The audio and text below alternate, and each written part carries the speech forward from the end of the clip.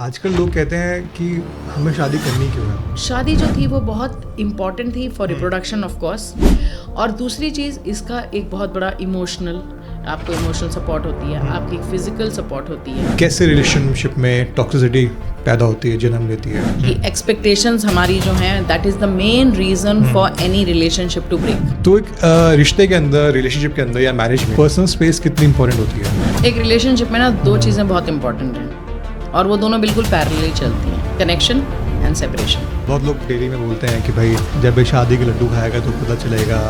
तो ये शादी के बाद रोमांस, दोस्ती खत्म क्यों हो जाती है, ये क्या एक मिसगाइड किया जा रहा है। रोमांस ख़त्म नहीं होता, उसकी शेप बदल जाती है। हम कहते हैं चीज़ें हमें खुश करती हैं। आप एक मर्सिडीज़ लाए और आपको बहुत खुशी हुई, राइट, बट अगर उसी मर्सिडीज़ को कल कोई ठोकर लग जाए या कहीं पर स्क्रैच आ जाए या कोई उसमें डेंट आ जाए, वही मर्सिडीज़ आपकी अनहैप्पीनेस का कारण भी बन जाती है। जी, right. So your happiness and your unhappiness is only dependent on you, and nobody in this world can make you happy और सैड। तो इसमें कोई कॉमन कमी आपको अपने क्लाइंट्स के थ्रू मिली होगी। हर बार ये बहुत इंपॉर्टेंट चीज़ है, हर बार ये रिपीट होती है। हर बार जो चीज़ मैंने रिपीट होते देखी है वो AAA होता है, एप्रिसिएशन, एक्सेप्टेंस, एक्नॉलेजमेंट। इन चीज़ों पे बात करनी बहुत ज़रूरी है मुझे लगता है। Right. क्योंकि ये वही रूट चीज़ें हैं जहाँ पे अगर आप आज इस चीज़ों को पानी दोगे, सही तरीके से नरिश करोगे, वो कल को फूल देगा आपको, नहीं तो आप फूल बन जाओगे।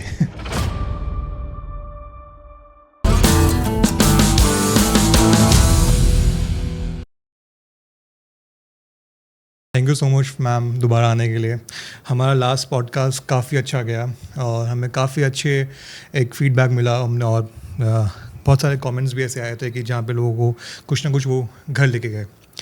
थैंक यू, आपने टाइम निकाला, फिर से आए। और आज हम इस स्पेशल पॉडकास्ट के लिए मैंने सोचा बहुत टाइम लगा के कि भाई हम एक कुछ क्या डिफरेंट ला सकते हैं, क्या हम एक प्रॉब्लम को उठा के उस पर बात करें। तो जो मेरे सामने सबसे पहली चीज़ आई, मैरिजेस। आजकल एक बहुत बड़ा ट्रेंड बन गया है ये, किसी को करनी है नहीं करनी, या हम आज पूरी बातें करेंगे इसके बारे में डीप में। कैसे कॉन्फ्लिक्ट से बचा जा सकता है, कैसे चीटिंग होती है, क्या करें क्या ना। तो शुरू करते हैं मैम। कैसे हो आप? Thank you Sarthak for having me here. You are doing such a fabulous job. आप बहुत अच्छा काम कर रहे हो और you making a difference to people's life, and God bless you and growing with in. Thank you so much ma'am. चलिए direct पहला सवाल मैं आपसे पूछता हूँ कि आजकल लोग कहते हैं कि हमें शादी करनी क्यों है। एक लेवल आ गया है कि अभी ठीक है यार, हम पैसा कमा रहे हैं, अच्छी गाड़ी वाड़ी ले रखी है, जॉब ठीक है, हमें क्यों किसी के साथ में टैग लगना है या किसी के साथ में अपनी लाइफ देखनी है। हम बड़ा एक इंडिविजुअली बहुत सही है। तो ये मुझे समझाओ, बताओ पब्लिक को भी, शादी ज़रूरी क्यों है। सार्थक, पहले समझते हैं कि शादियाँ एक्चुअली होती क्यों थी। अगर हम पुराने ज़माने में देखें, व्हेन प्रिमिटिव मैन, ठीक है, तब शादी नहीं होती थी जी। You could live in a community, है ना। आप सब इकट्ठे रहते थे और कम्युनिटी की तरह रहते थे। फिर धीरे धीरे आदमी ने फार्मिंग शुरू करी, उसने खेती करनी शुरू करी। तो जब खेती करनी शुरू करी तो उसने अपने एरिया डिवाइड करने शुरू करे कि ये मेरा खेत है, इतने एरिया में मैं बना रहा हूँ। तो वो ज़मीन का पोजेशन शुरू हुआ, और जब ज़मीन का पोजेशन शुरू हुआ तो ये बात आई कि अब ये ज़मीन मेरे बच्चों को जानी चाहिए, राइट। तो अब मेरे बच्चे को जानी चाहिए, तो उसने एक औरत को अपने घर में लाना शुरू किया, राइट, कि दिस इज़ माई वाइफ और ये मेरे बच्चे हैं और ये ज़मीन मेरी है और ये मेरे बाद मेरे बच्चों को जाएगी। सो दैट इज़ व्हेन शादी का कॉन्सेप्ट स्टार्टेड, राइट। क्योंकि आदमी प्रोवाइडर था एंड औरत जो थी वो घर में बच्चे संभालती थी, घर देखती थी। तो एक बहुत अच्छा सा अरेंजमेंट बना हुआ था, राइट, कि आदमी ने लाना है और औरत ने घर और बच्चों को देखना है, राइट। अब आज के ज़माने में देखें तो शादी जो थी वो बहुत इम्पॉर्टेंट थी for reproduction of course, right, क्योंकि हम यहाँ पर स्पीशीज़ को ग्रो करने के लिए आए हैं। और दूसरी चीज़, इसका एक बहुत बड़ा इमोशनल, आपको इमोशनल सपोर्ट होती है, आपकी फिजिकल सपोर्ट होती है, right, and it is also for your spiritual growth, right. So for every angle, शादी was very important. Nowadays, what is changing is that कि women and men both are becoming super independent, right? Financial independence औरत के पास भी है, पहले अगर शादी होती थी तो एक औरत शादी में इसलिए जाती थी कि उसको फाइनेंशियली सपोर्ट चाहिए होती थी. Somebody will support him, somebody will take care of her, right? आज औरत अपनी खुद केयर कर सकती है, वो फाइनेंशियली इंडिपेंडेंट है. और क्योंकि करियर बनाने में पहले अगर आप देखो तो शादियां बहुत छोटी उम्र में हो जाती थी, ठीक है. और आज आपका करियर बनते बनते जब तक आपकी शादी का एज आती है, you are very mature, right. And now you also have a choice. It is not that कि आपके पेरेंट्स लड़का ढूंढ के लाए और आपने उससे शादी कर ली. सो अब लड़कियों की एक्सपेक्टेशंस भी बढ़ गई हैं कि यार इतना तो मैं ही कमाती हूँ, या इतना तो मैं खुद ही कर लेती हूँ, तो अब मुझे शादी किस लिए करनी है. मैंने शादी उसकी सपोर्ट, इमोशनल सपोर्ट या फिजिकल सपोर्ट के लिए तो नहीं चाहिए.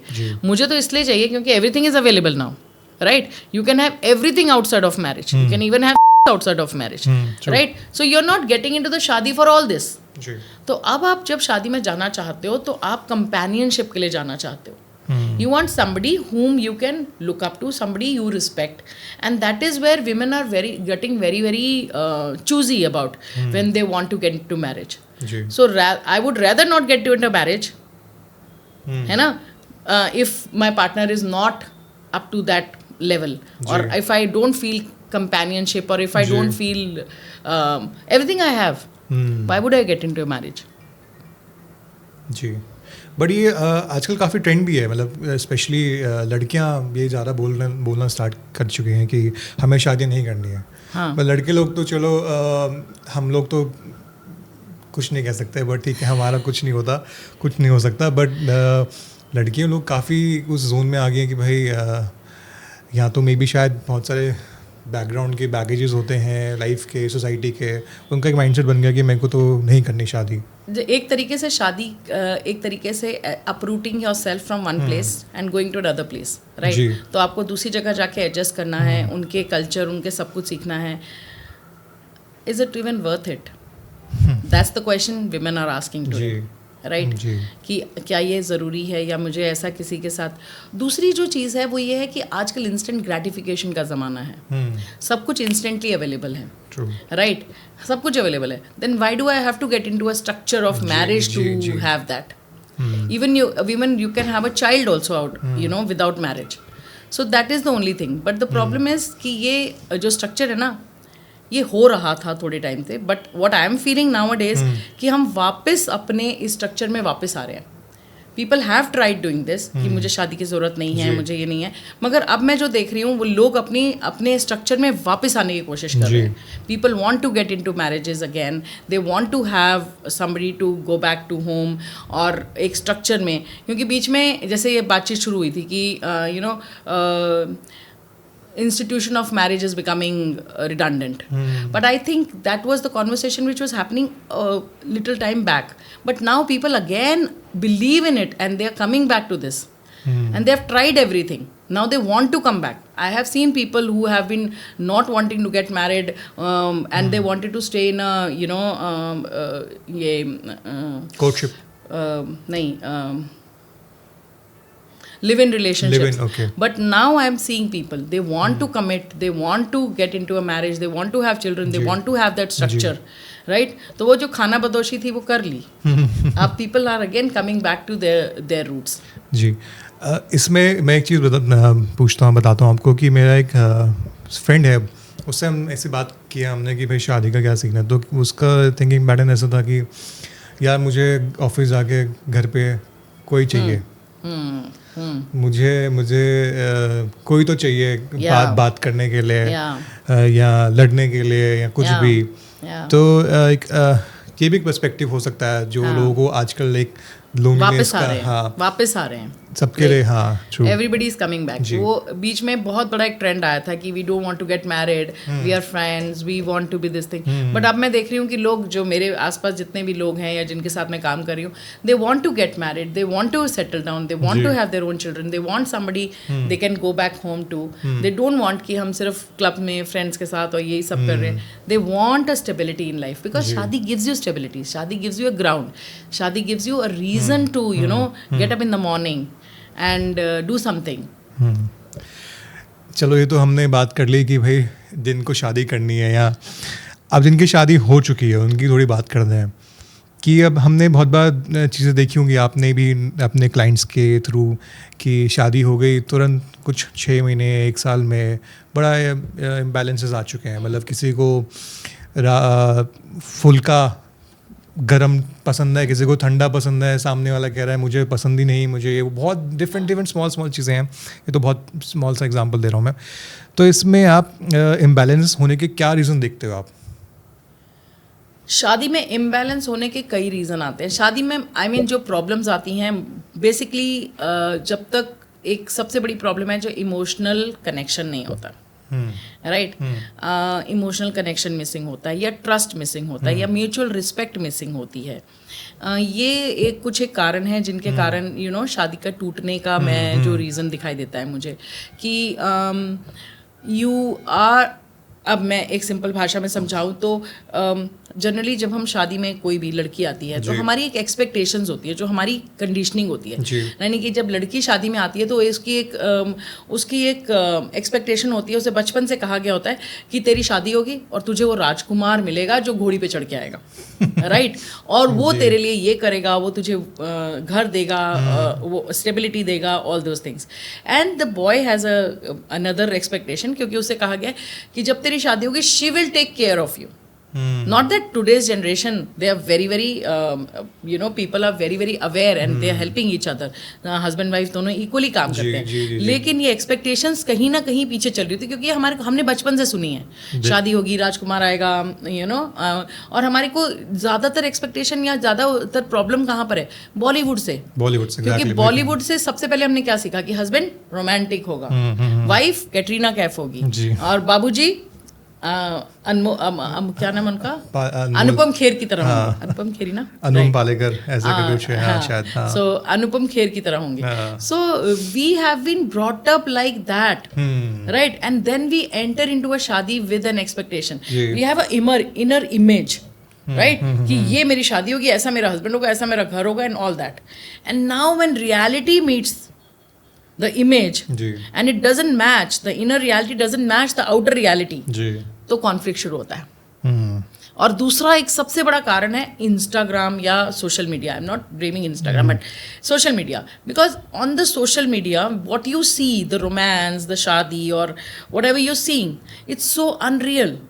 These are just a few glimpses of when you went for a holiday or you went to a pub or a thing, but उससे आप अपनी शादी को कंपेयर करने लग जाते हो. कई शादियां पूरे साल चल रही हैं. हाँ, और I know, and then you start comparing. You have this expectation कि why my husband is not like that, मेरी शादी भी ऐसी होनी चाहिए थी, मेरा भी ऐसे ही होना चाहिए, फेरे ऐसे होने चाहिए. All these things start playing on your mind, right. And then you start comparing. और तीसरी एक सबसे बड़ी प्रॉब्लम सार्थक आजकल जो है, हम एक ही बंदे से सब कुछ एक्सपेक्ट करते हैं. इसी के साथ मूवी जाएंगे, यही मेरी स्पिरिचुअल ग्रोथ में भी हेल्प करेगा, ये मेरा फ्रेंड है, यही मेरा हस्बैंड है, इसी के साथ मैंने बाहर कपड़े भी खरीदने जाना है, यही मेरे साथ ड्रामा भी देखने जाएगा. Everything we want this one person to take care of us. Like जो पहले पूरा एक गांव करता था, वो हम एक इंसान से एक्सपेक्ट करने लग गए.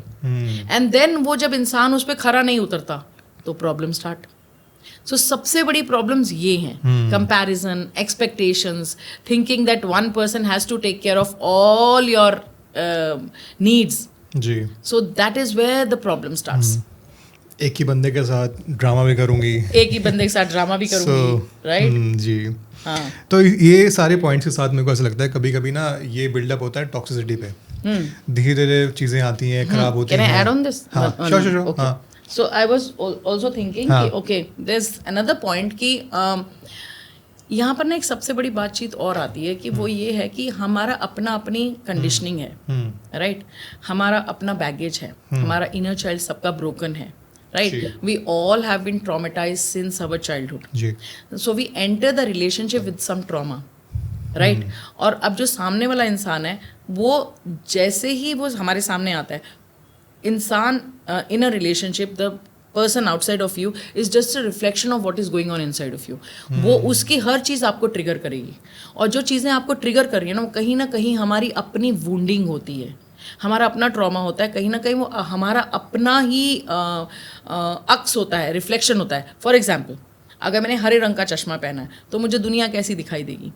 हरी दिखाई देगी। तो अगर मेरा कहीं ना कहीं बिलीफ है कि people are manipulative, then everybody I meet I will see them from the चश्मा of manipulation. So that is another problem कि वी स्टार्ट थिंकिंग कि okay, this person is irritating me. It's not the other person. The other person is only showing you a reflection of what is going on inside of you. आपके अंदर क्या unhealed है, वो unhealed trauma आपके शादी होते ही निकलने लगते हैं. And then they say it's all because of marriage. It is not. Nothing happens after marriage. Whatever happens, we are programmed robots. हमारी प्रोग्रामिंग 0 to 7 में हो चुकी है. तो जो भी हमारे साथ आज हो रहा है वो कहीं ना कहीं हमारी जो प्रोग्रामिंग हुई है, जो हमने बचपन से देखा है, and that is what is creating our reality. तो ये आप कहीं ना कहीं ट्रॉमा बॉन्ड की बात कर रहे हो एक तरीके से. ओके. तो इतना कुछ होने के बाद भी मुझे लगता है कि फिर वो हम एक लूप में फंसे जाते हैं टॉक्सिसिटी के हर वक्त की. अभी जैसे आपने पॉइंट डिस्कस करे हैं कि हर एक बंदा एक ट्रॉमा लेके आता है, और आई एम श्योर जो ये वीडियो देख रहा है और मैं जिससे भी मिलता हूँ, कहीं ना कहीं हम सब कहीं ना कहीं ब्रोकन है अंदर से. Yes. और हम सबको एक हीलिंग की बहुत ज़रूरत है, चाहे वो कोई माने ना माने, उसको वो यूनिवर्स ला के दे ही देगा कभी ना कभी. तो अब थोड़ा सा इसमें हम बात करते हैं कि आपको क्या लगता है कि कैसे रिलेशनशिप में टॉक्सिसिटी पैदा होती है, जन्म लेती है? When you say toxicity, what does it mean for you? Toxicity मेरे हिसाब से एक तरीके का वैसा हो गया कि भाई मैं एक लेवल का बैगेज लेके आ रहा हूँ, ठीक है, और मैं सामने से उम्मीद भी कर रहा हूँ कि भाई वो भी मेरे बैगेज को समझे, जबकि वो हम दोनों क्लैश कर रहे हैं कि, और ये अंडरस्टैंडिंग बिल्ड ही नहीं हो पा रही कि भाई वो उसको और मेरे को एक लेवल पे आके किसी चीज़ के, या दो लोगों को एक लेवल पे आके उस चीज़ को समझना पड़ेगा कि वो एक बैगेज, खुद का बैगेज उसका है, मेरा बैगेज मेरा है.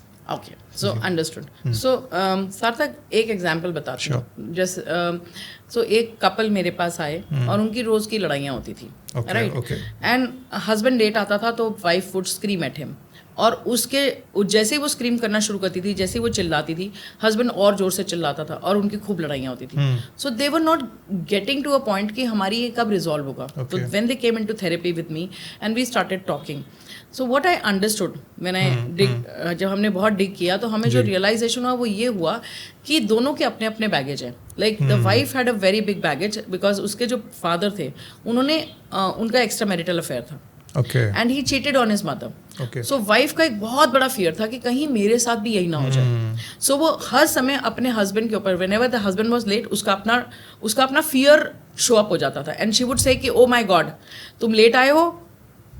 तो कहीं ना कहीं she is not saying it and she is not even aware कि वो उस ट्रॉमा से आ रही है, बट वो ट्रॉमा उसका ट्रिगर हो जाता था, राइट. और हस्बैंड की कहानी क्या थी कि उसने अपनी मदर को अपने फादर को कंट्रोल करते हुए देखा था. तो someway he did not like what his father had to go through. So उसका ये फियर था कि मेरी वाइफ मुझे कंट्रोल नहीं करेगी. सो समझ रहे हो? सो दोनों के दोनों अपने ट्रॉमा से आ रहे थे. और ये जो प्रॉब्लम यही है जो मैं तुम्हें बोल रही थी ना कि हमारी कंडीशनिंग हो चुकी है 0 to 7 में.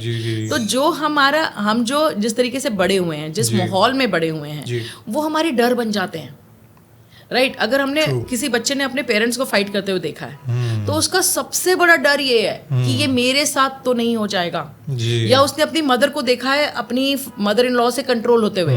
सो her biggest fear before getting married will be कि God I don't find a mother in law like that. But पता है मजे की बात क्या है? What you resist persist. जब तक आप इस पैटर्न को नहीं तोड़ोगे, जब तक आप इसके ऊपर काम नहीं करोगे, जब तक आप इस ट्रॉमा को रिलीज नहीं करोगे, तब तक वो पैटर्न आपकी लाइफ में रिलीज ही होएगा, रिपीट ही होएगा.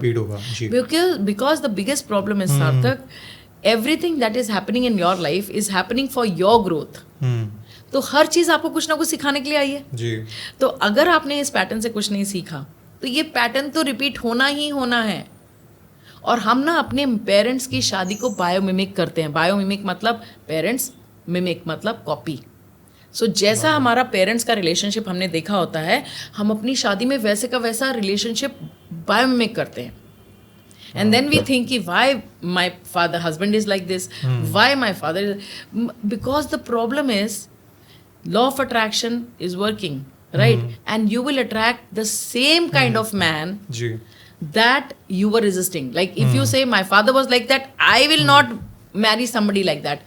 you will definitely find the same traits in that person. कई बार आपने देखा होगा, when I was growing up, so my mother was a certain way. She was a certain way, and when I grew up, ऐसा मैं माँ की तरह तो कभी नहीं करूँगी. But trust me, I was behaving in the similar way, unknowingly, with my children, the way my mother used to be with me. Because unknowingly वो हमारी प्रोग्रामिंग हो चुकी है. तो जो हमने देखा है, हम उसी पैटर्न को रिपीट करना शुरू कर देते हैं, जब तक कि हम कॉन्शियसली उस पैटर्न को ना जाके बदलें. समझ रहे हो? And that is where most of your fears, if you look at, they are coming from your parents. और एक सिंपल सी बात बताती हूँ. सिंपल सी बात यह है कि आपके पेरेंट्स आपका सोर्स है. They are your source, right?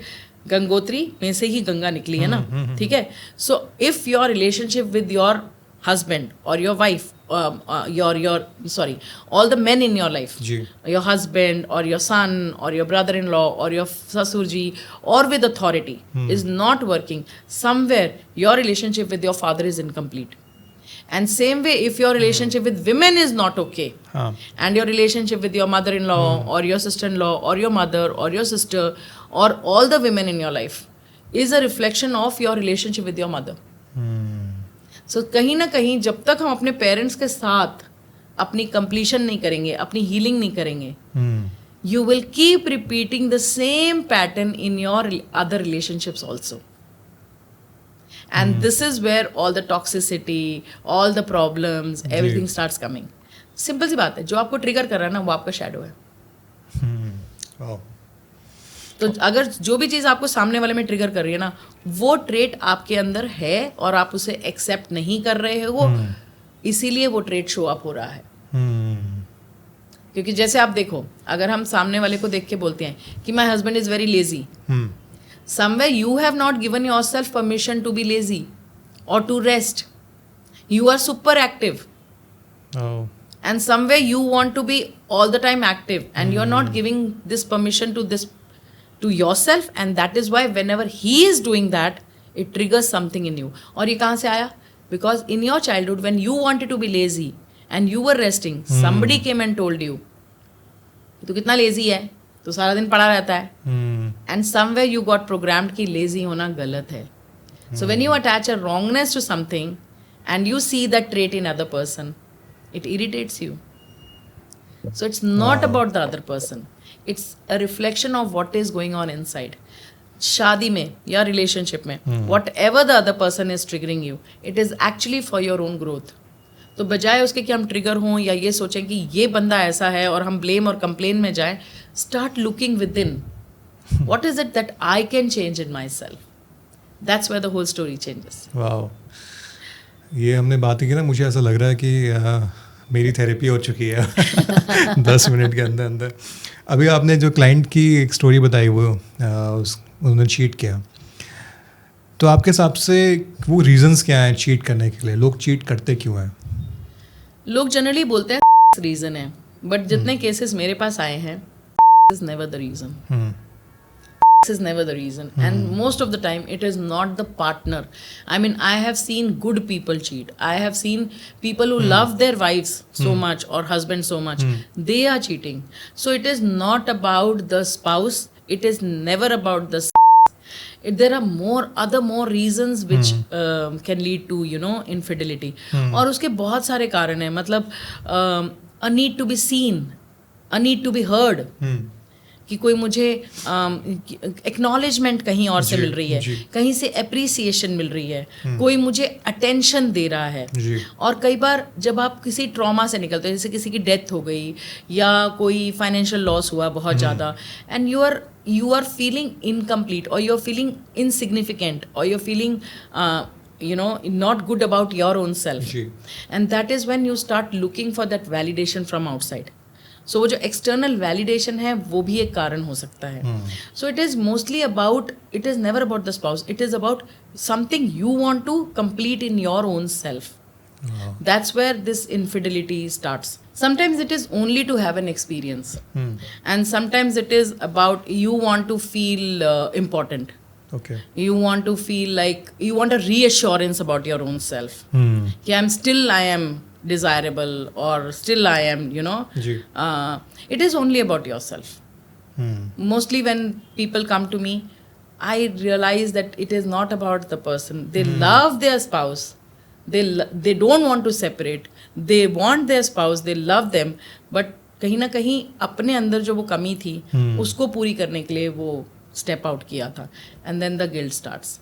तो इसमें कोई कॉमन कमी आपको अपने क्लाइंट्स के थ्रू मिली होगी? हर बार ये बहुत इंपॉर्टेंट चीज़ है, हर बार ये रिपीट होती है? हर बार जो चीज़ मैंने रिपीट होते देखी है वो AAA होता है. Appreciation, acceptance, acknowledgement. Okay. If the person is not receiving these 3 A's from in the shadi, they will start going out and looking for it. Also another thing is एक honeymoon के time पर एक hormonal secretion होती है, right? We feel very एक different when you are in a new relationship. How is the feeling? Lovey dovey. Yes, there is a different feeling all together. Your skin is glowing, your आप सुबह सुबह बहुत अच्छी energy के साथ उठते हो. वो जो है ना, वो लोग उसको, वो जो एक्सपीरियंस है of being in a new relationship, people want to experience that honeymoon effect. जब आपका हार्मोनल रश होता है, you are looking forward to the day, you want to dress up, you look at yourself in the mirror. So these are the things which I feel people want that experience again, want to experience it again, and that they want a validation for themselves. So these are the main reasons why people go out and have an affair. तो अगर किसी ने cheat कर लिया, ठीक है, और एक बहुत इमोशनल पार्टनर है और एक बहुत एक प्रैक्टिकल, या फिर जैसा आपने बताया उसके अंदर कमियां हैं और वो इसलिए कर रहा है, तो मेरा सवाल ये है कि क्या दोबारा ट्रस्ट जीता जा सकता है किसी का? मैंने ना एक दिन कहीं पर सुना था कि अगर आपका हस्बैंड बीमार हो जाता, एज्यूमिंग कि the husband has cheated, right, और द वाइफ हैज चीटेड, सो अगर आपका स्पाउस बीमार हो जाता या उसकी टांग टूट जाती या उसका हार्ट अटैक हो जाता, would you have taken care of him? Of course. So वो तो हो गई फिजिकल की बात कि अगर फिजिकल बॉडी को कुछ हो गया तो मैं तुम्हारे साथ हूँ, मैं तुम्हारा इन thick and thin, in sickness and in health, I will be there. But what about if I am emotionally not strong? If I am emotionally weak, in an emotionally weak moment I went out and I did all this, will you leave your spouse? So it is not difficult. I tell people it is not difficult to come out of this, and I have actually seen marriages become stronger after this. उसके बाद मैंने बहुत marriages को बहुत strong होते हुए देखा है, बिकॉज जहाँ पर कहाँ पर अवेयर, तो ये ना सब चीज़ें अवेयरनेस से स्टार्ट हुई. पहली तो अवेयरनेस कि okay we want to mend it, right? If both are aware and they want to mend it and they want to be committed to this शादी, and specially when there are children involved also, right? So पहली awareness. और फिर दूसरी बात जो हमें सोचने वाली है ना, वो ये सोचना है सार्थक कि अगर इस अफेयर को एक तरफ रख दिया जाए, what is good about this person I was living with? There was so much good, so much of memories, so much of investment that was done in this relationship. And one affair can break the whole of marriage. I would say this is just one part of it, and it has everything that happens in your life has come for your growth. So if this has also come, it has somewhere come to make you both closer and actually to build your marriage. But it takes effort. So for example, you are somebody who are the cheater, right? And to the cheater I would say take 100% responsibility for whatever you has been done, right? And be committed to the spouse and answer all the questions, because they will have a lot of queries. They will ask the same question again and again in the healing process, and they will ask many details. Be very patient and keep on telling them ki okay darling, I'm sorry, this is what I did and my intention was not to hurt you, but I have done it, and now onwards I'm always there for you and my presence will only be for you. Right? And that is again you have to keep giving your promises and start rebuilding new memories together. Right? And for the victim, I would say stop asking the questions which only hurt you. If you're asking the question, was she better, or where did you go, what did you all do, instead ask different questions. Was it about me that you went out? और जब आप बाहर गए, did you ever think about me and the children? True. And what is missing in the shadi, or what is that we both can do to make it stronger? So think about different questions. जी. And also start looking at ki, okay, what was missing in this marriage that actually made this person go out of marriage? So I'm not blaming you, I'm not saying that you are the reason why this जी. person went out. No, you're not. You are not. जी. But there is this point when you have to start thinking जी. why this experience happened in your movie. जी. Why is this scene in your movie? And that is when the game changes and you can take your marriage to the next level. जी. And you can both grow and become the ideal couple after that. Right? तो हम कहते हैं आजकल जैसे, लेकिन काफ़ी लोग इस हर एक बंदे का कोपिंग मैकेनिज्म होता है. कुछ लोग मैंने देखा है वो टिट फॉर टैट वाली बातें करते हैं कि तूने अगर चीट किया तू देख, मैं चीट करूँगा या करूँगी. तो ऐसे केसेस भी आए हैं आपके पास में कभी कि उसने कर दिया तो अब ये भी तो करके पहला इंस्टिंक्ट यही होता है. पहला इंस्टिंक्ट यही होता है, you cheated on me, I will also do it. जी. Because you are hurting so much that you want to hurt the other person. You really want to do that. You're thinking, okay, now that I am feeling hurt, you should also feel it. But it does not serve any purpose. And when you start working with someone, or you start taking 100% responsibility, कि, okay, why is this situation here in my life? How can I heal it? And that's when things start to change. तो इसमें एक बोलते हैं physical cheating, भाई आप Yeah. गए हो, मिल के आए हो, और एक होता है इमोशनल चीटिंग कि आपने किसी को फॉर एग्जांपल कॉम्प्लीमेंट कर दिया. इसको आप कैसे देखते हो? माइक्रो चीटिंग बोला जाएगा इसको या फिजिकल चीटिंग? क्या चीज़ें हैं ये? Okay, tell me one thing. Ji. Before anybody gets married, or in your courtship period also, ji. when you are with your girlfriend, do you people meet all the time? No. Right. But there is texting happening, right? You're sending SMSs, WhatsApp or messages ji, to ji. each other, or memes you are sharing, right? You are spending time on the phone. You are not physically touching each ji, other, ji, ji. right? So, how is emotional cheating different from physical cheating?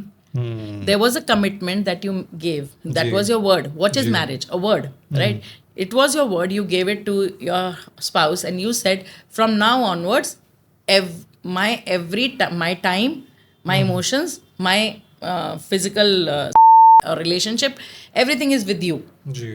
And now I'm going out and I'm spending time with someone emotionally or physically. Emotionally I'm talking to them, और मैं अपना सारा कुछ sharing वहाँ पे करके आ गया हूँ, और मैं घर आया हूँ, मैं खाली हूँ. जी. And now this person is the spouse wants to spend time, और वो अपनी emotions किसका शेयर करे फिर? So emotional sharing and physical sharing is the same. Is the same. There is no difference. मतलब कोई कॉम्प्लीमेंट भी करे किसी को तब भी वो है. आप कॉम्प्लीमेंट करें, बट अगर जो चीज़ आप बता नहीं पा रहे हैं अपने स्पाउस को, दैट इज चीटिंग. हाँ, true. If you can't tell the other person, that is cheating. You can share compliments, you can go out, you can dance with somebody. जी. But if your spouse knows and you tell them, then there is transparency, जी. right? Alright. If there's a need to hide, सार्थक जो चीज़ आपको छुपाने की जरूरत पड़ रही है ना, जी. वो चीटिंग है. सुन लो सब लोग. हाँ. अच्छा, एक चीज़ हमारे एज ग्रुप में और बड़ा अवेयरनेस होने के बाद ना एक चीज़ बहुत बार आई, मी टाइम. तो एक रिश्ते के अंदर, रिलेशनशिप के अंदर या मैरिज में पर्सनल स्पेस कितनी इंपॉर्टेंट होती है? क्योंकि कई बार मैंने देखा है लोग, तू आएगा तो मैं जाऊंगी, तू आएगा तो मैं खाना खाऊंगा, तेरे बिना मैं ऑफिस जाते ही ऐसा होता हूँ. लेकिन एक कहीं ना कहीं एक मेरे हिसाब से, मेरे अकॉर्डिंग, एक पर्सनल स्पेस मेरे लिए इम्पॉर्टेंट होनी चाहिए है. राइट. कि जहाँ पे वो शायद मैं वो एक ऐसा एरिया भी लाइफ का जहाँ पे मैं ग्रो होता हूँ. सो कहीं ना कहीं कुछ चीज़ें ऐसी मैंने बहुत बार किसी से देखे हैं कि भाई पार्टनर और बिल्कुल 24 घंटे सातों दिन एंटरटेन करते रहते हैं दूसरे को, और वहाँ पे फिर वो ऐसे स्टक हो जाते हैं कि भाई अब क्या करें, अब हमारी गाड़ी रुक चुकी है, हमने इतनी डेट्स भी कर ली, हम मूवीज़ भी देखा है, हमने बातें भी कर ली, सब कुछ कर लिया, लेकिन कुछ आगे हम मूवमेंट कुछ आ नहीं रहा। तो इसमें पर्सनल स्पेस आप कैसे देखते हो, कितना इम्पोर्टेंस है उसकी एक रिलेशनशिप में?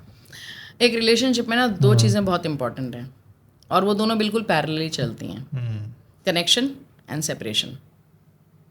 You have to have a balance of connection and separation.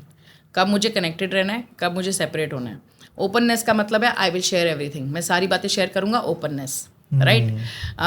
Connect और इंडिविजुअलिटी या जहाँ पर स्पेस की बात आती है वहाँ पर respect my individuality. I am an individual, I have my set of friends, I have my way of doing things. I want to stay quiet at this point of time. I want to do some things separately also. And you know what? When you do things separately, it's like आप किसी को suffocate कर रहे हो अपनी presence से। साथ रहेंगे, चिपक के रहेंगे, हर चीज एक साथ करेंगे, and that is when you are not allowing the other person to be themselves. और आप खुद भी वही कर रहे हो, आपकी इंडिविजुअलिटी रह ही नहीं जाती है। I am his girlfriend, I am her boyfriend, like that becomes your thing.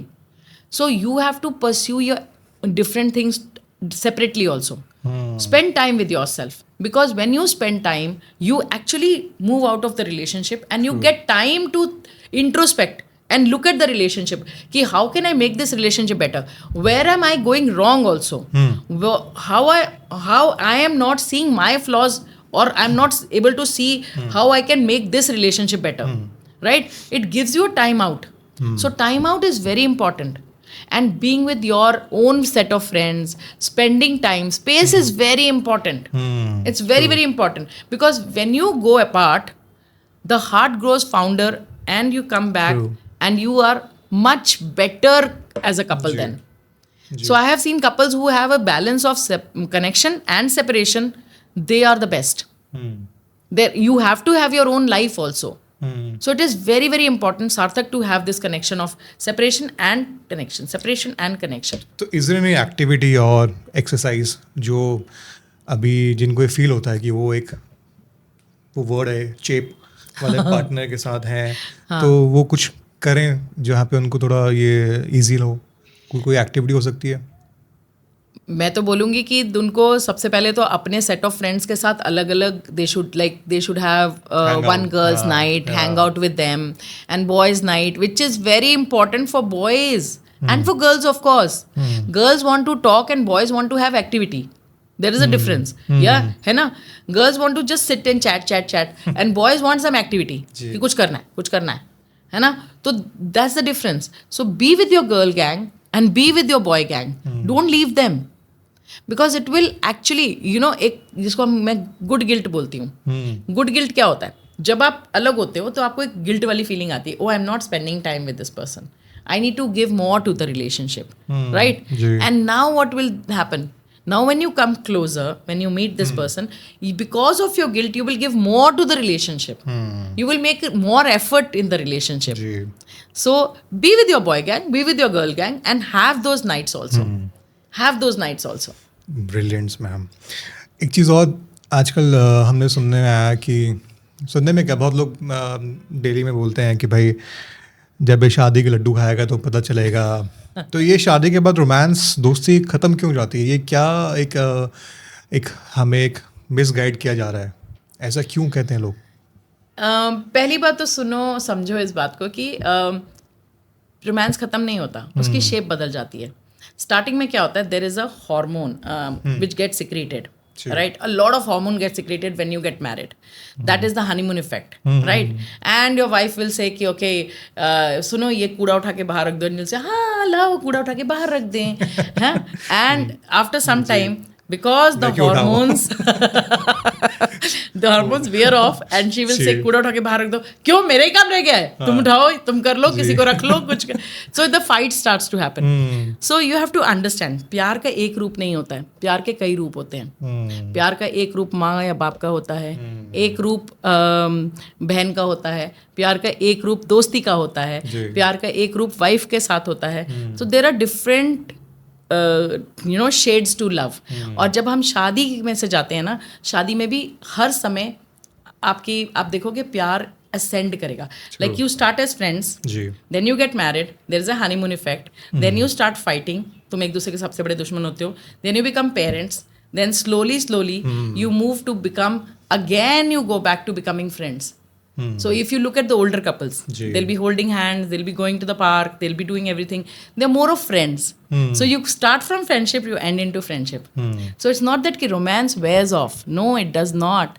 It takes a different shape altogether, different color altogether. So these are the different shades of love.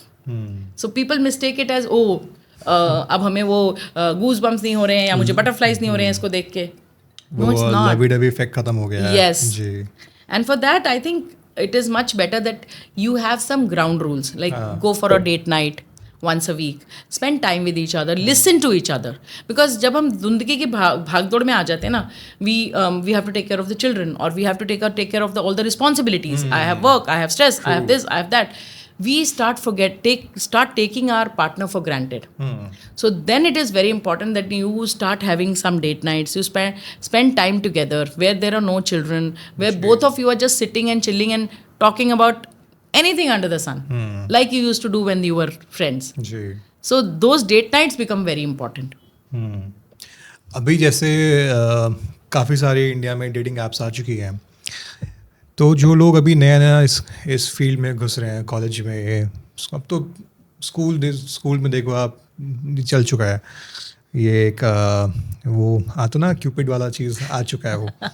लेकिन अगर कोई seriously इसको partner choose करने जा रहा है, either life partner या वो, तो दो टर्म्स हैं, 2 C's. जैसे आपने 2A बोला, मैं 2C बोलता हूँ, केमिस्ट्री और compatibility.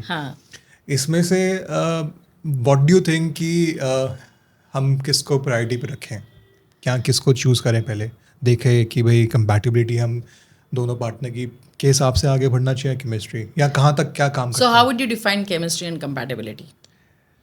What is the difference in your understanding? Compatibility का मतलब हो गया कि भाई ठीक है, दोनों को एक ही लेवल का चीज़ पसंद आ रहा है. फॉर एग्जांपल, जैसे किसी को राहत फ़तेह अली खान के खाने पसंद है, तो किसी को सेम पार्टनर को गज़ल पसंद है. ज़रूरी नहीं है कि भाई वो सेम आर्टिस्ट हो. एक को केमिस्ट्री अच्छा है कि केमिस्ट्री लैब तक ही ठीक रहती है मेरे हिसाब से. केमिस्ट्री अच्छा है कि चलो पेंटिंग करने चलते हैं, हाँ करो, पेंटिंग कर ली, वर्कशॉप अटेंड कर लिया, उसके बाद में क्या. एक बंदा हमारा बैठा है बॉक्सिंग वाला, एक बैठा है हमारा बिल्कुल हमें कथक सीखना है, हमें वो करना है. तो वो मेरे हिसाब से शायद, I might be wrong, but I have always prioritize compatibility over chemistry. कि वो it's more of an Asian thing, कि लंबी चलती, नॉट चाइनीज. कि हमारे पुराने ज़माने में शादियाँ कैसे होती थी, और वो बहुत लंबी चलती थी. सोचो कोई डिवोर्स नहीं होते थे, and they never used to see the wife. They used to meet the wife or the husband after the marriage. है ना? So ना केमिस्ट्री के बारे में सोचते थे, ना कंपैटिबिलिटी के बारे में सोचते थे, राइट? तो point is not that. Point is कि why do you want to marry your clone? मज़ा तो उसमें है कि हम 2 डिफरेंट लोग हैं. We are 2 different people, and then also we bring something to the table. That is the fun of it. Makes sense. Right? We are 2 different people, but हम parallelly चल रहे हैं, लेकिन हम साथ हैं. Right? Why do you want to marry your clone? Why are you thinking about compatibility or chemistry? Chemistry wears off. Compatibility create की जा सकती है. Right? True. What you like, I can go and learn that. I can try it. If I don't like it, fine. I am my own person. No problem. I like doing this. I like doing this. Yes. मैं बोल रही हूँ कि relationships को build करने के लिए you have to do certain things together. You have to learn a new art और do things. Fine, that is okay. But if I think about compatibility and chemistry, I would still say go with the emotion that you feel. Does this person make you feel respected? Does this person make you feel like he gives you a sense of security, or you feel good with this person? That's the only thing. What is the emotion that you feel? Your gut will tell you. Right? True. If you're going by the chemistry आज है कल खत्म हो जाएगी. It's like volcano, भाई वो एक बार आया, वैसे स्कूल में बिल्कुल स्कूल में फिजिक्स लैब में करते थे, बीकन के साथ में खत्म, उसके बाद में फिज आउट होता था. Right, and that is what happens. So it is not about the chemistry or the compatibility. I think it is more about if I've committed to it, I'll make it happen. Because आज के ज़माने में सबसे बड़ी problem क्या है? We are always looking for, earlier we were looking for who is best for me. True. है ना? आज हम क्या देख रहे हैं कि who is better than this person. We are always looking for the better and we are always thinking कि oh शायद इससे बेटर और हो सकता है, इससे बेटर और हो सकता है. जी. And that is the main problem which is happening in relationships now. True. Because there is so much available, right swipe, left swipe. There is so much of variety available कि हमें जो चीज़ हमें मिल गई है हमें उसमें भी डाउट रहता है शायद इससे बेटर हो सकता है. We are not thinking about कि okay this is the person I have committed I will make it happen. इसको बेटर नहीं बनाना चाहते वो और बेटर चूज करना चाहते हैं. We are always looking for इससे बेटर कोई होगा बाहर शायद है और दिमाग में रहता है कि शायद इससे बेटर कोई है, इससे बेटर है जी. Because there is so much of variety. जी. अब इसी के अंदर हम एक थर्ड सी ऐड करते हैं कॉन्फ्लिक्ट्स. तो कॉन्फ्लिक्ट्स कितने ज़रूरी हैं हमारे रिश्ते में होना और कैसे है कॉन्फ्लिक्ट्स होने के बाद पास में लेके आते हैं दो लोग को? सबसे बढ़िया चीज़ जो कॉन्फ्लिक्ट है, आई फील पीपल से कि कॉन्फ्लिक्ट अच्छे नहीं होते, कॉन्फ्लिक्ट नहीं होना चाहिए. I think conflicts are very important because when there is a conflict there is an argument and you understand each other's point of view. आप बहुत क्लोज आते हो, आपको समझ में आता है कि इस बंदे के पॉइंट ऑफ व्यू क्या है, वो किस तरीके की सोच रखता है, उसको क्या पसंद है, उसकी क्या नापसंद है. So conflicts are very important in our relationship because only thing is you have to focus on not on ki okay who did it. It is not person focused. It should be okay what happened, how can we make it, how can we resolve it. Because anything that is happening is just a point of view. जी. सिर्फ point of view तो है. अब मैं आपको अपना point of view नहीं समझा सकती, right? Two sides of the coin. अगर तुम एक साइड देख रहे हो कॉइन की, मैं नहीं देख रही हूँ, तो मेरे लिए तो वही रियलिटी है जो मुझे दिखाई दे रहा है और तुम्हारे लिए वो रियलिटी जो तुम्हें दिखाई दे रहा है. तो राइट रॉन्ग कौन? कोई भी नहीं. It's just a interesting point of view. What ever I am saying I can't make it, I can't make you believe कि मेरा point of view is the right point of view. Problem यहाँ आती है जब हमें लगता है कि मेरा point of view is the right point of view. वो तो सही है और मेरे को हक है अपना पॉइंट ऑफ व्यू रखने का, लेकिन तुम्हारा पॉइंट ऑफ व्यू नहीं हो सकता. That's when the problem starts. So you have to understand it's only a matter of difference in point of views. You have a different point of view, and why do we have different point of views? Because we were born and brought up, and हमारी जो conditioning है वो different तरीके से हुई है. For example, in my world, सुबह देर से उठना, क्योंकि मैं बचपन से जब मेरी अपब्रिंगिंग हुई थी तो सुबह देर से उठना was not acceptable. क्योंकि my father would wake us up early in the morning कि पढ़ो और उठ जाओ. मुझे तो ये भी नहीं याद है कि संडे को भी कभी हम 6:30-7 बजे के बाद सोए हों. Right.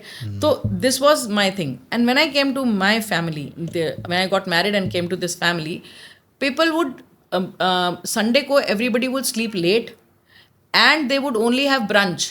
So it was lunch and breakfast combined. So for me in my world, this was unacceptable. For me the whole family was lazy. तो मैंने तो उनको उस तरीके से लेजी कर दिया. बट क्या वो गलत थे? उनका पॉइंट ऑफ व्यू. मेरे वर्ल्ड में तो एक्सेप्टेबल ही नहीं है लेजी होना, और उनके वर्ल्ड में that was not lazy. That is because they have worked hard 6 days a week, and now it is okay to rest also and start your day late. That's perfectly fine, but that's a different point of view. But do we understand people's point of view? And that is where the conflict starts. So conflict is not conflict. It's just a difference in in the way of seeing things. It's just you have a different point of view, I have a different point of view. But understand, no.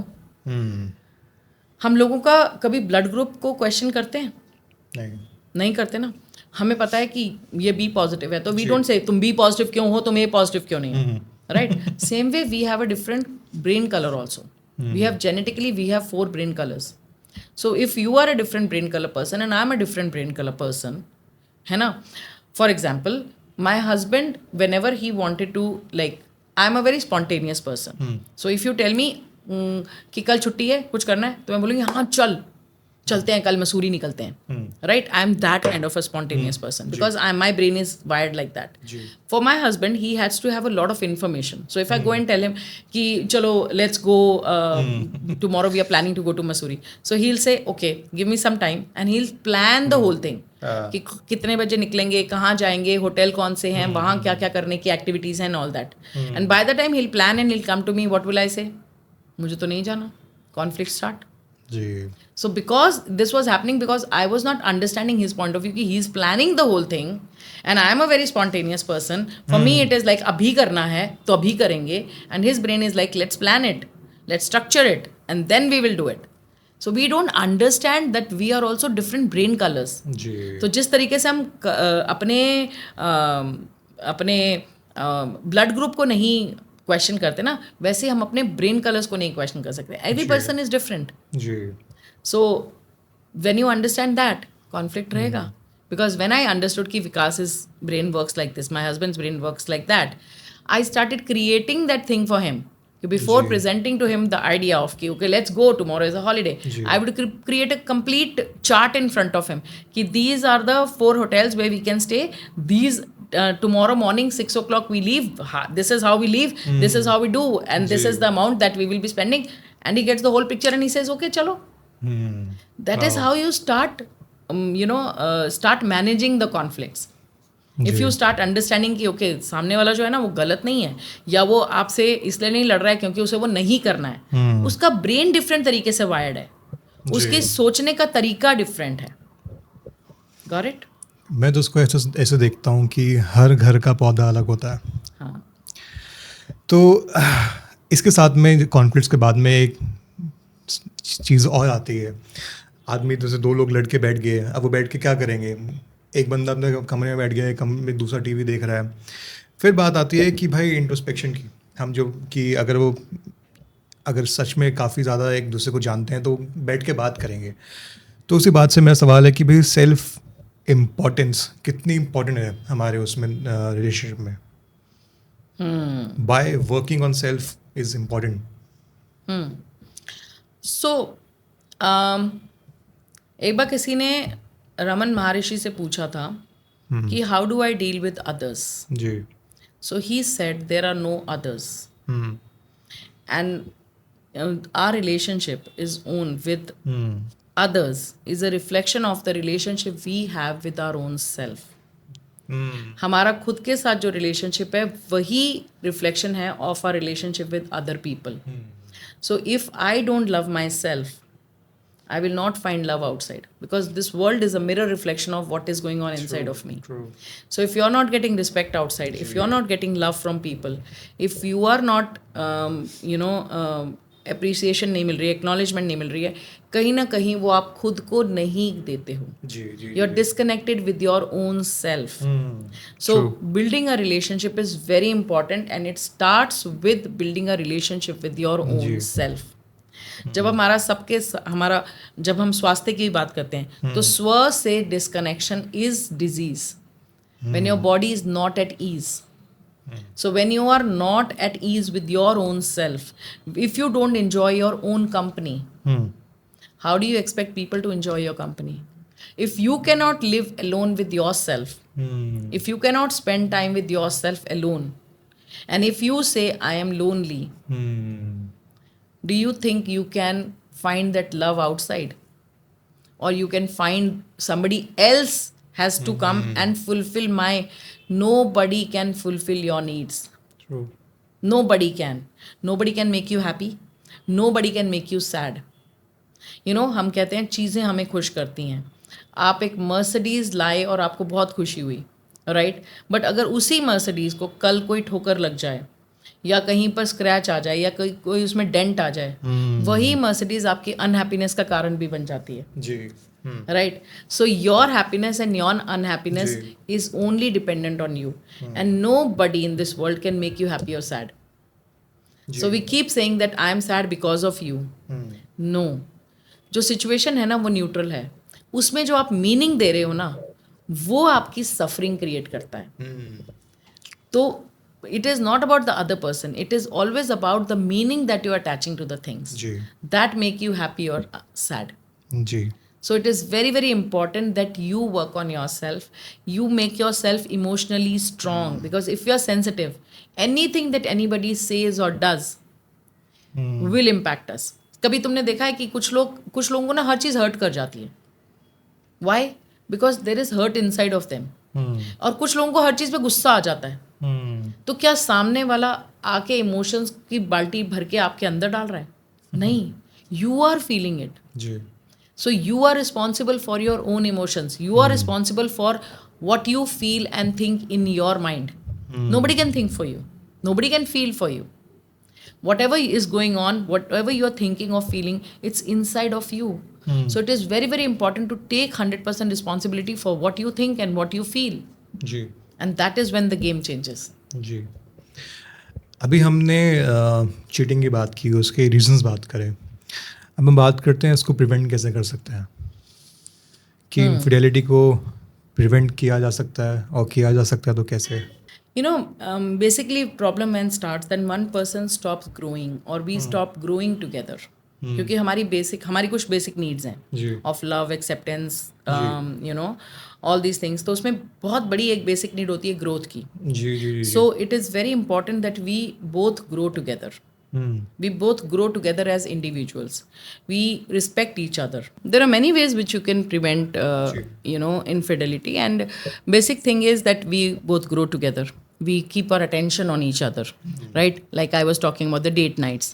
You can have date nights. You spend time with each other. You compliment each other.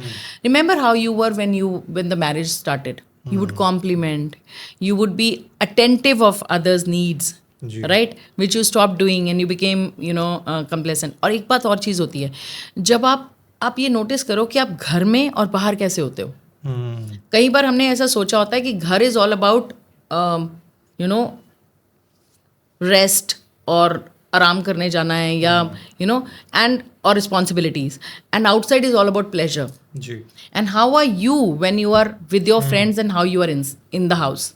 There is a huge gap there. So first of all, start being that, वो जो आप बाहर charming personality हो ना, bring your charming personality into the house also, है ना?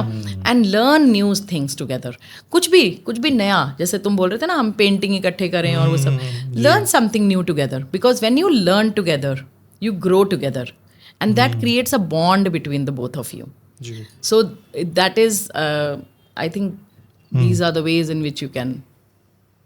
चलो हम इस डिस्कशन को ख़त्म करते हैं. उससे पहले एक सवाल, अभी हमने बहुत देर से पहले बात की थी कि जैसे बच्चे सीखता है वही सीखता है जो घर में देखता है, जैसे पेरेंट्स के साथ चल रहा है.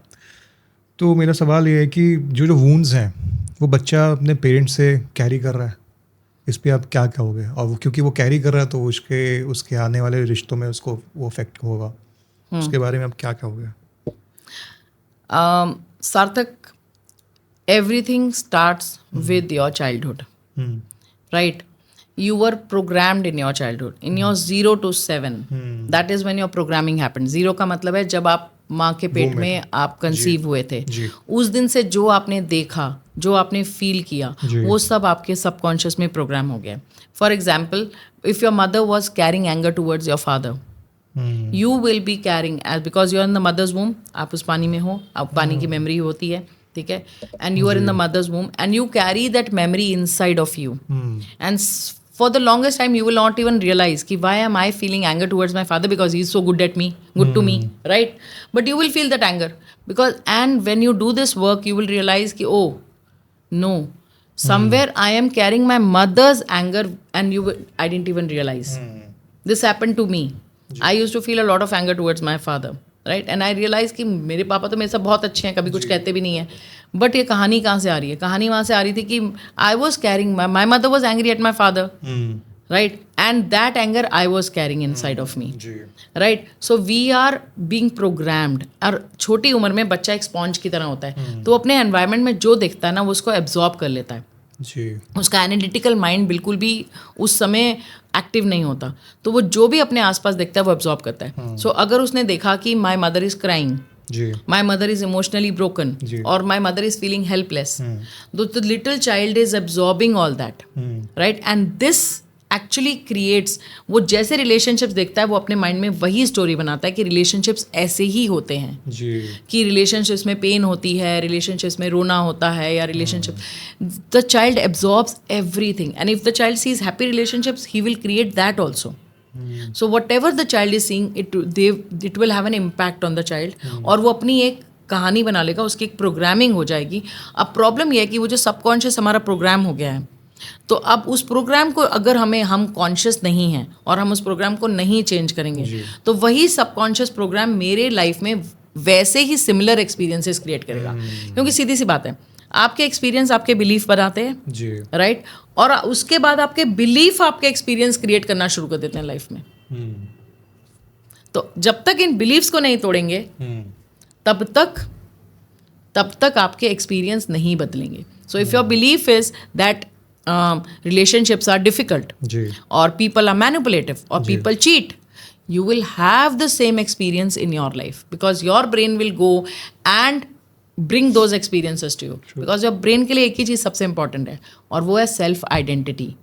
मास्टर की आइडेंटिटी को प्रिजर्व करके रखो. जी, वाह वाह वाह वाह, मज़ा आ गया मैम. और ये ना इन चीज़ों पे बात करनी बहुत ज़रूरी है मुझे लगता है, right. क्योंकि ये वही रूट चीज़ें हैं जहाँ पे अगर आप आज इस चीज़ों को पानी दोगे, सही तरीके से नरिश करोगे, वो कल को फूल देगा आपको, नहीं तो आप फूल बन जाओगे. Simple as that. So thank you so much ma'am. दोबारा आए आप, और आई एम श्योर पब्लिक कुछ ना कुछ उससे सीखेगी और कुछ ना कुछ लेके जाएगी. Thank you so much ma'am. और फिर बैठेंगे दोबारा, श्योर, फिर किसी और टॉपिक को लेके आएंगे और डिटेल में बात करेंगे. Thank you ma'am. Thank you सार्थक.